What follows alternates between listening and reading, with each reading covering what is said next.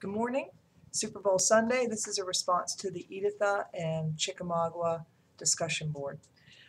First of all, read the prompt carefully because a couple of people tried to respond to Roman fever, and even though that was on the reading list for this week, that wasn't one of the stories to which you were supposed to respond.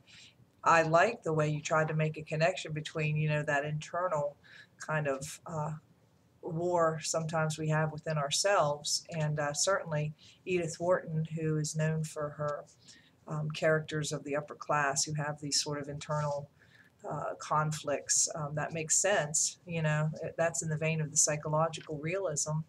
But I was looking for Chickamauga and Editha.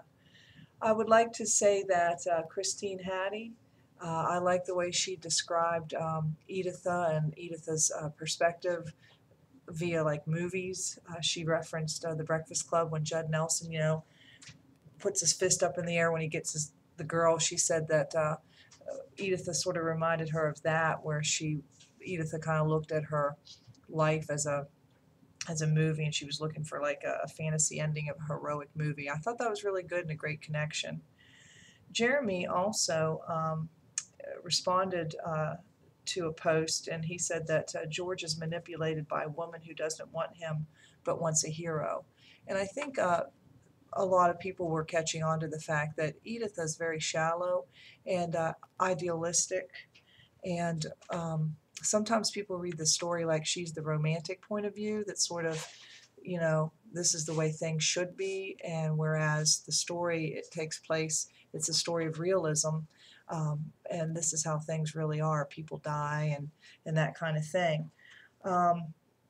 Luz was shocked at Editha's extreme attitude, like her our country right or wrong, and bringing God into it. God wants us to go to war. God wants us to win type thing. That was a bit shocking to Luz, and I think that William Dean Howells would have been pleased with that reaction. If you read the introductory material, he, when asked to speak to a group of school children, told them that, you'll hear people who they're not hateful, they're more ignorant than anything else, who say my country right or wrong, and that's a blind patriotism, and that's a false patriotism, and that's something that we should avoid. And so, he Editha embodies that sort of blind patriotism that, my country right or wrong, it doesn't matter what's happening, I'm going to support it all 100%.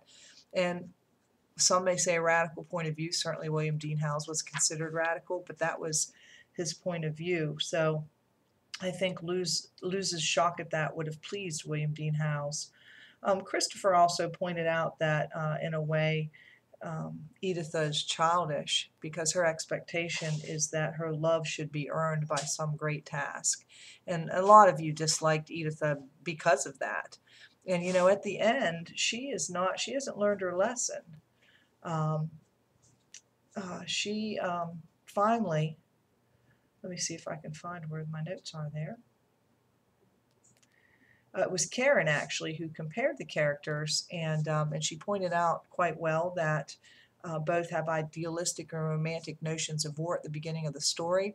But whereas the little boy certainly is confronted with the shock and the reality and the destruction and the horrors of war, Editha never really learned her lesson, I want to respectfully argue.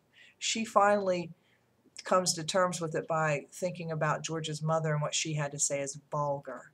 And once she realizes that George's mother's point of view is vulgar, she's able to once again exist in the ideal. And so Editha does not learn her lesson, but George is dead. Now, some of you talked about George, and I would respectfully disagree that he does not. He doesn't go to war or sign up to win Editha's love. As a matter of fact, he's going to town to sort of talk sense into people and to sort of protest the war and the idea that America should have been going to the war, but he gets caught up in that group. It's like a mass hysteria or a mob mentality or something. Something overcomes him and he just sort of gets caught up in it. And he joins up and ends up being their leader. And so he doesn't really do it for Editha. He did it for another reason, and probably that was another way that William Dean Howells was trying to show the devastating effects of this sort of, blind patriotism where you glorify things that aren't necessarily glorifiable. To the other story, Chickamauga, um, several of you pointed out that the boy was raised in a tradition of war. If you relook at the beginning of the story, there's description of the books that he read and the tales that his father told him. And as the story begins, he is out there with his wooden sword, ready to do battle. And but he is a deaf mute. And Justin, you did reconsider your point of view, as Shanice pointed out. He is a deaf mute, and what that serves to do is to defamiliarize. That's a term I would like you to take note of. Defamiliarization. To make something that's very familiar unfamiliar, and to force people to sort of see it with new eyes.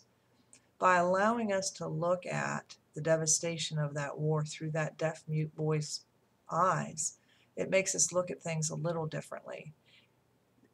The boy is deaf and mute. That's why he was able to sleep through the battle, as Justin did note later on in his post.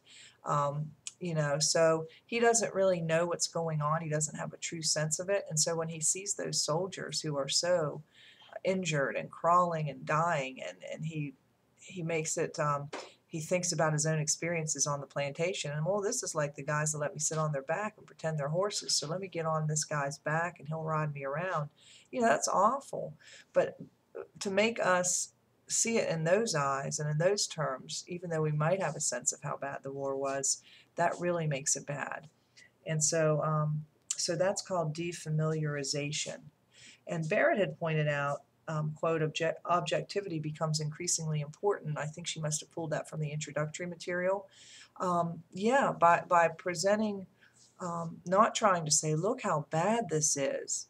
Bierce doesn't the narrator doesn't come in there and offer his opinion about how awful this is. He is just presenting, here's what it is. A guy's face is half blown off. It's bloody. He flings the kid off of his back. They're put their head in the creek and they can't pull it back up, so they drown themselves trying to get a drink of water.